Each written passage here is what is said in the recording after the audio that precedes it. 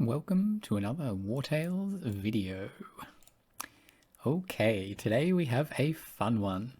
You can see I'm heading towards a bandit lair here, one of the special quests that you can take part in once you progress a certain way along the Power and Might path, the first of the 4 paths. And we are doing a 9 versus 56 bandit battle. The number of these bandits can get pretty huge depending on your party size. I decided that I wouldn't make the party too large for this fight because, look, you'll see that it gets a little bit laggy during this fight. I have actually sped it up to 2 times just to get through the fight that little bit quicker. And yeah, I'm just going to show you my first and only attempt at this fight. We will see how it goes by the end. This is a pretty fun quest. There's this little bandit lair sits just to the south of Stromcap when the quest is popped, and it starts with, I think it's like 7 skulls on it or something along those lines. And so, similar to all the other bandit lairs, you actually can kill roaming bandit patrols around the place, and by killing those, you actually reduce the number of skulls that are available for the bandit camp, and then therefore it makes it all a little bit easier.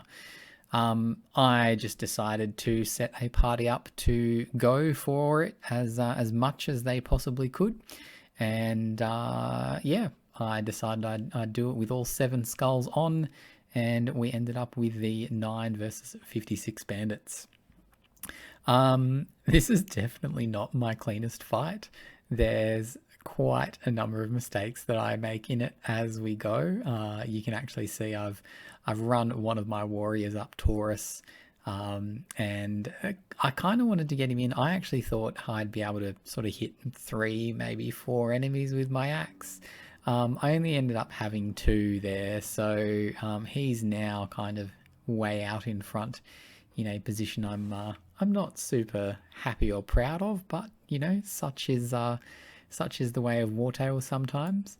I do generally prefer trying to play as if I'm on an Iron Man mode, because Iron Man mode is coming soon, and that is very likely how I will play the majority of the games.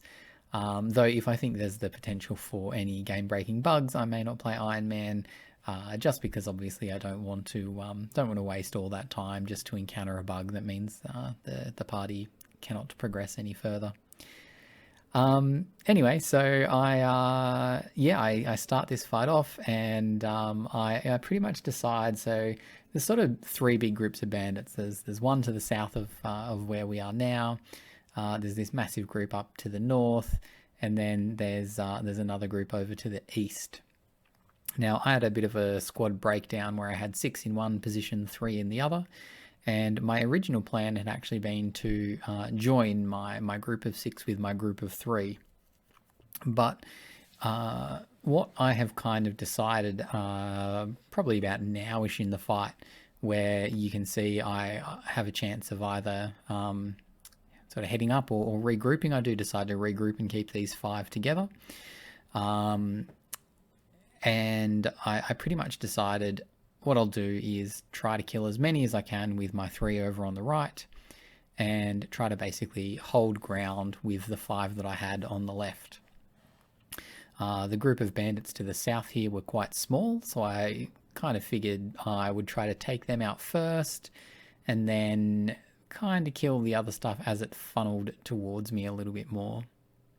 Now, I did start to see a pretty good line, a pretty nice line of enemies coming in from the south here, and my archers, I try to get set up in a nice little position here. Now, poachers, if you're already in range, won't move, so you definitely don't want to stay in range of poachers. And you get some nice little setup. Now, I have only done this fight on the easy difficulty setting, primarily because the party that I'm using, they're really kind of just for testing different things. So when a new region comes out, this group are ready to roll in and check everything out, check the quests for bugs, that sort of thing. Trying this fight on hard is a goal. I have in mind, after seeing how the fight went this particular time, a few changes that I will make to the squad so that my squad is actually set up and ready for this fight on hard. And we will see how it goes, I guess. So the squad that I'm using at the moment consists of 2 brutes, 1 swordsman, 1 spearman, 1 warrior who is on death's door already there, 2 rangers and 2 archers. So it's a more melee heavy squad. I think 2 archers is not too bad, though I think I will probably try to go with 3 archers for the hard version of this fight. 1 spearman again, not too bad, but I want to go for 2 spearmen for the hard version of this fight. And then I will probably go for, I want to say, maybe 2 brutes, 1 warrior, 1 swordsman. So fairly similar. The biggest exclusion that you may have noticed are the rangers. So rangers I don't feel perform particularly well on these fights, just because of the sheer number of enemies. So rangers are likely the class that I will actually try to exclude when I am attempting the hard version of this fight later on. It's going to take me probably another 25 hours of building a hard party to get set up for this fight. I may or may not do this fight on Iron Man mode, though you can always retreat from a fight as well. Just taking some wounds and, putting your tail between your legs as you run away. But it was a very interesting fight in the end, just trying to manage the sheer number of enemies. And it is a difficult fight, not because each enemy individually poses much threat, but just because of the sheer number, obviously. Poachers in particular are a bit of a pain to deal with because obviously they stay at range, so they're hitting you, they're not closing in close contact or anything like that. By the way, I love the bow that hits people in a big line. When you can line 4, 5, 6 of them up, it's really quite cool. So my main aim in this fight at the moment was try to save up a few valor points each turn for my archer's barrage skill, because getting an extra 4 shots off with that per turn is a really nice bonus. And then I've got a few different things that I do. So I do try to clear poison off my units as quickly as I can. I don't like poison damage doing much. Because I basically figure that this is a big war of attrition, and any health I lose towards the beginning of the fight is actually quite bad. So my warrior has already gone down. His body was just over there, and we have managed to take out 13 of the enemy. So far we're 1 for 13. I was not too sure how many of my companions would die. But in testing this fight, I basically decided I'm going to go at it with everything. And if my companions do die, well, so be it. That is the end of this run, more or less. This is one of the last things that I had to do in this run before all the regions were pretty much completed. I'm trying to decide who my MVP was. So far you've seen my brute smack a couple of people. You've seen my archers get quite a few shots off. I would say that the archers performed very admirably in this battle. The trio over here on the east side of the battle, I started to run them away because I thought, yep, all right, time to run. Need to get out of here. They're going to get surrounded very soon. You'll see what comes up soon, but I definitely did not approach it in quite the way that I should have. So I've pretty much killed the entire squad down to the south now. So I've really only got the bandits coming in from the north and the bandits over on the east.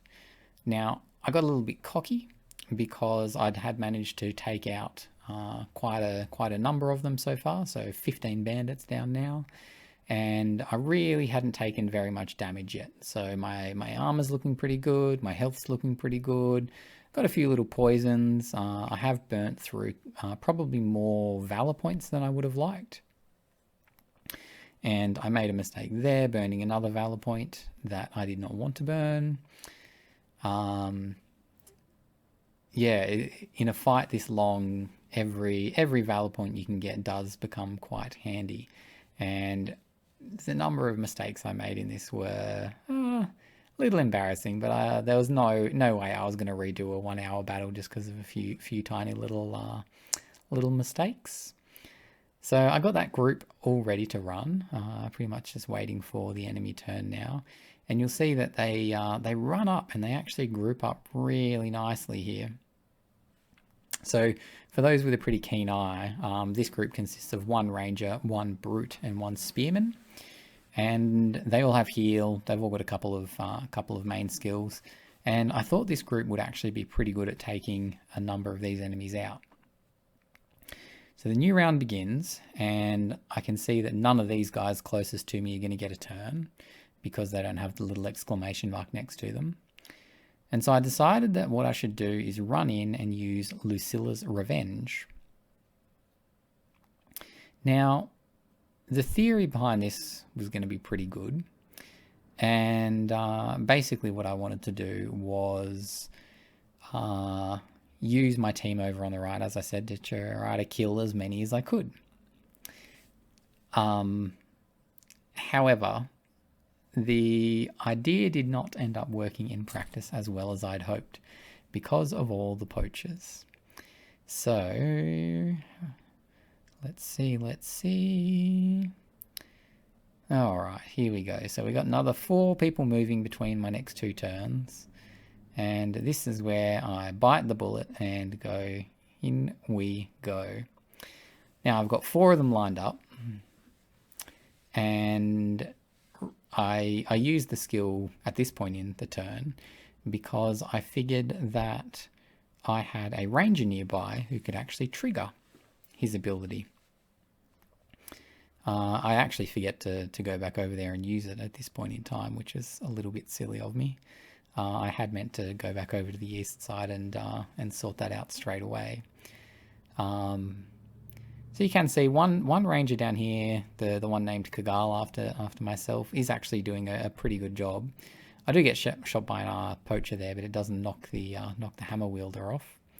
And that's the point that I realised, whoops, I was actually meant to be using my ranger here. So I head back over to the right, grab my ranger, move him forward, and I go to use Smoke Bomb, which, if your brute is engaged, will cause him to swing. My brute was not engaged, so all I did was waste a valor point, knock every single person out of my own AoE, and really screwed that up about as badly as you could. So what it means is that character is not able to deal any of the damage that I had hoped for. Might not have killed anyone, but should have at least softened them all up for the spearman and the ranger to come along and take a few of them out. And then I pretty much double down on the mistake here by running forward and trying to attack the poachers with a zone of control attack with the spearman. And the poacher will just shoot him straight out of it, causing, that another wasted valor point. So I pretty much stuffed that east side up as much as you possibly can, and decided that those 3 were now going to be sacrificial lambs as well. I figured that they just had to hold on for a little while, and really let the main squad of 5 over on the west side of the battle do as much as they can. Anyway, so we're down to 8 versus 34 now. Not too bad, not too bad. Now you can see we've still got a fair bit of armor on a couple of characters, in particular the tanks, which is great news. We have still got our two archers and ranger and a swordsman over here in the west, still doing pretty well. And the bandits over on the west are starting to kind of filter down, but you know, in a smaller group, I would say, so that they can't all be attacking my team at once, which is very good. So I pretty much charge in here because I want to try to keep them in the choke point. I don't want them to all come out and surround me or anything like that. So my brute dashes forwards, gets a couple of kills, and then runs back again. And my ranger, my poor little ranger over here, starts going down. I do decide that maybe I can save the spearman, so you'll see me kind of attempt to run him away soon. And over here in the west, I try to basically decide, you know, how much am I going to charge them, or am I just going to sort of leave them be and let them come to me? So over on the east, I can see a bunch of them are going to have their turn. I, for some reason, attempt to line my hammer up again, and it is once again not going to be very successful. So my rogue goes down, and we're down to 7 versus 30. So we've got the odds down to, what's that, just a little bit above 4 to 1. And I start running away with my spearman. I do use sprint because I really want to make sure that spearman gets away. And I pretty much figure my brute will soak up the next couple of hits before he dies. And my spearman can then join the other 5. So I'll have a solid little group of 6 defending some territory. 7 versus 30. Still not good odds in my favour. Still not good odds in my favour. But I do kind of think that once I could get once I can get the squad of 6 going, we'd be much better off. I'm sort of just having a little bit of a think here about whether I want to be charging them or whether I want to be letting them come to me. So I am out of valor points, so my options for dealing damage are a little bit more limited to basic attacks. Luckily, I do have a brute there with the legendary one-handed hammer, which makes him very, very strong. He can probably one-shot everything on the enemy team except marauders, I believe. And I'm just going to start using my my archers and their ability valorous support to start generating some more valor points here. I probably went a little bit crazy on spending a lot of valor points at the very start of the fight, where what I should have done was use them a little bit more strategically, so that I was never running so low and kind of forced to take the particular actions that I did. So my east side squad is wiped out except for the spearmen now, and the west side squad is under heavy attack. Heavy attack. Now you will see that I quite like the barrage ability. I actually opt not to shoot my standard attack here, basically because my swordsman is in the way and I do not want to risk hitting him for a very high damage attack. So the archer barrage skill cannot hit allies, even if they are in the way. So it's a guaranteed thing on enemies. And I love that you can get the archer kill cam even when barrage is up and running. So this archer has not got upgraded barrage. It's only level, like the standard level 1 skill at the moment. So it can shoot 3 enemies. When you upgrade barrage, it can shoot 4, which is very, very nice. Yeah, I didn't have skill books for everyone just yet. Alright, so West Side Squad is managing to take them out slowly but surely. So there's, probably not even 2 to 1 bandits over on this side outnumbering us at this point. And again, I'm just getting rid of some poison status ailments. Just trying to make sure that the enemies don't win through me bleeding out or anything like that.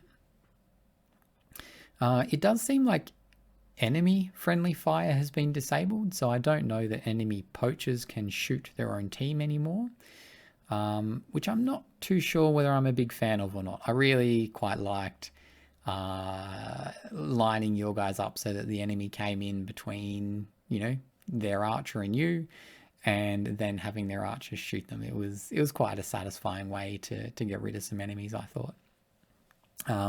So enemy friendly fire off does obviously mean to make the poachers a lot more dangerous. Had the friendly fire been on, then it might have been, a bit more of a different story and favoured me a little bit more in the battle. The enemy here are closing in on my spearman a bit, but I kind of figure that, look, my spearman's not doing too badly already, and he will likely be able to survive, so I can keep using my other team over here to try to take out the guys who are attacking next. So anyone with an exclamation mark is my target here, particularly this marauder who was in the middle of my troops, causing a little bit of havoc.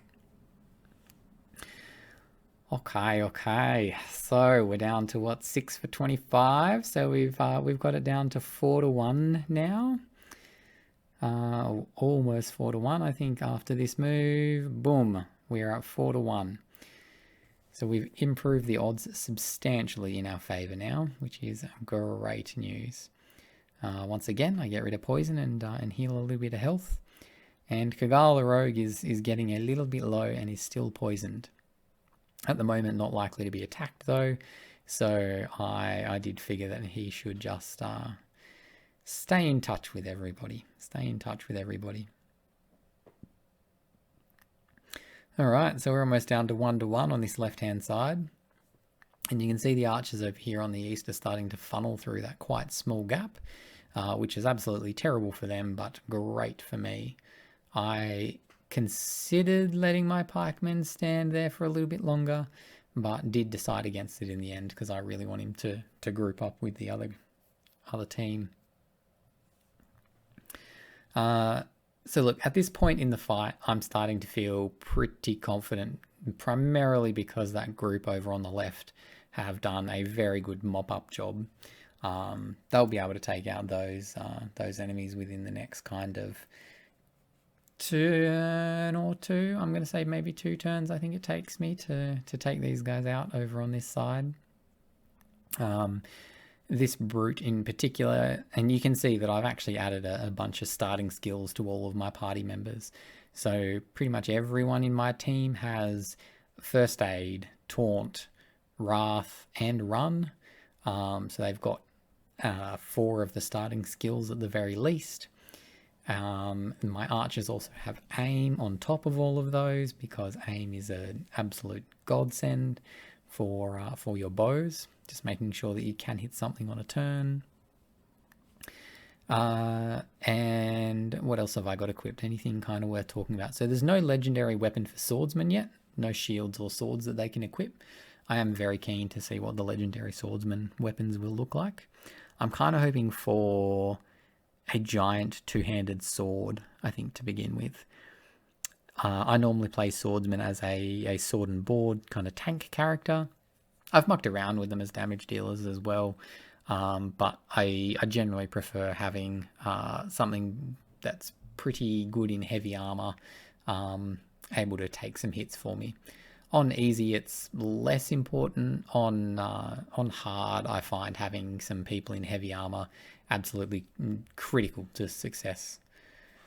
Now, I did get lucky there that marauder didn't attack my my ranger, Kagal, there. If he had attacked Kagal, it's possible that I would have lost another unit. I should have been able to get someone over to heal him just because I do have a spare valor point. But I would have had to use a fair bit of movement to do it as well. So there you go, I do get a little heal off on Kagal just in case there. Alrighty.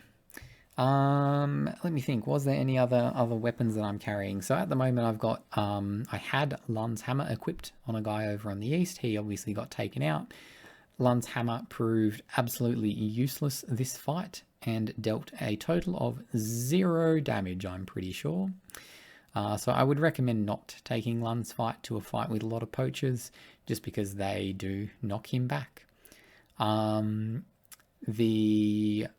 one of my 2 archers obviously has the legendary bow that can shoot everybody in a line. Overall, that bow did a pretty good job early on in the game, early on in the round, where a lot of enemies were grouped closely together. Towards the end of the fight, though, that bow becomes a little bit of a liability because you can hit your own troops with it more easily, by accident, obviously, as well. And there are fewer and fewer enemies grouped up in big, long lines. I do keep that bow handy, primarily because I want to get this group ready for some rat infestation fights as well. And that bow versus the rats is a very nice piece of equipment to have. One of my brutes is wielding the one-handed legendary mace. So that's the brute over here in the west squad. And that mace is a very nice one for taking out single targets. So he has both the mace as well as a weakening blow, I think it is, skill, and he can pretty much take out 1 to 2 enemies per turn for the cost of a valor point. Particularly if you have Fury on the character, or Wrath, sorry, which can grant Fury, you can take out 2 characters quite easily each turn. Okay, so this group is running on over, and the game started lagging a little bit here. The longer the fight seemed to go on, the worse it seemed to get. I don't know if it has to do with the number of dead bodies on the ground, so you can see the little piles over on the east and the giant pile of dead mercenaries here, just all stacked up near each other. I'm definitely going to be taking a little screenshot of that one, or I already did take a screenshot of it, I should say, just for the laughs that it might bring. I don't know, might create a little you know it's been a bad day when kind of meme shot for it. Alrighty, and we're down to 6 against 14, so not even, no, just over 2 to 1 outnumbered at the moment. Because I've got my whole squad of 5 together, and 3 of them have Valorous support, I am able to generate a huge number of Valor points now. Now, had I actually, there we go, that was me taking my screenshot. Had I actually grouped all of my team together from the start, it is possible that I would have been able to do this fight without losing, I don't know, I'm going to say without losing 2 people. I feel like, I mean, the warrior that I sent Kamikaze with to start with, he was gone all the time. He was going to be gone. But the second group here, I feel like I could have saved more of rather than just the spearman. If I'd run the ranger away earlier, definitely could have gotten away. May have died later in the battle though, just because didn't have too much health. And the brute definitely had enough health that running away would have been fine. So it's a bit of a pity that I sacrificed them, but one of the cool things that I really do like about the game is actually just kind of leveling up your squad mates. This particular team already have a camp set up with the training dummy. They have, plenty of materials in my bags for profession training, that sort of thing. So I actually don't feel like losing squad mates is too big a deal. I'll have to get some slightly lower level recruits and train them up. But in training them up, they will probably be as strong or stronger than the squad mates that I lost. So I do accidentally let Kagal get shot by a poacher there, so he gets brought down to 0 health and put in the dying status. But I got plenty of valor points. It's going to be my turn first, and so in the end it was not too dangerous. And we win the battle. So we end up with 51 kills. So there's 51 bodies to loot. We got a title on our archer, Captain Silude. End up giving a little bit of movement for repositioning.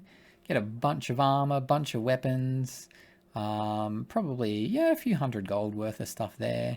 And 3 of the party are dead, and 1 of the party suffered an injury. So overall, I've actually had more catastrophic fights, I would say, where more of the party have ended up dead or wounded. Actually, I've never lost 3 people in one fight before. I lie. So that's maybe the deadliest fight that I've been in. But the overall, I've had more fights where I've ended up with a bunch of people with injuries. So this quest is slightly bugged in that the bandit lair disappears off the map once you've done it. And you can still see there's some little bandits with skulls on their heads around the place. They're the ones that you want to fight prior to starting the fight, if you want to reduce that number from 59 to a more manageable amount, let's say. So I start having a look at the recruits around the place. I'll worry about all of that a little bit later, and just decide to go in and sell some of these things to make some money. So look, that is pretty much a wrap on that video. It was more just a little bit of an interesting one to see how large the fights can get in Wartales. So I know some people would be comparing it to Battle Brothers from a scale point of view. And, you can have some quite large fights in Battle Brothers. And similarly in Wartales, it does look like the engine can handle it, though at the moment there is a bit of lag when you're scrolling across the map, or when there's that many people on screen. I also think a suggestion might be required around being able to speed up the combat a little bit from the enemy's point of view. So I don't want to see 57 people taking their movement each turn. If I can speed it up just so that their turns are over a bit faster, it means that my team will end up having that little bit more time to act and do things like that. I'm not going to be waiting for as long. I don't really think it's necessary to see every single movement the enemy are doing, so long as on your turn you're willing to make an assessment of how it's going. So overall, you can have huge battles, but what I'd really like to see is that those huge battles speed up a little bit.